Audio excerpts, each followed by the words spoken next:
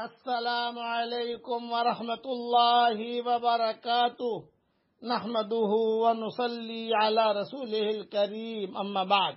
آج کا سبق سن لیجئے۔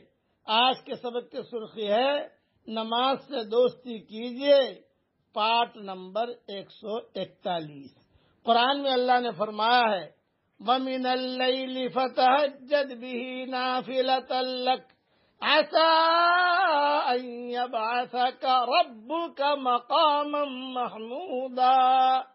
پیارے نبی جی، تہجد کی نماز پڑھتے رہیے، یہ آپ کو مقام محمود تک پہنچا دے گی۔ 1,24,000 انبیاء آئے ہیں، کسی نبی کے لیے بھی مقام محمود کا وعدہ نہیں کیا گیا، یہ حضور صلی اللہ علیہ وسلم کے لیے کیا گیا ہے۔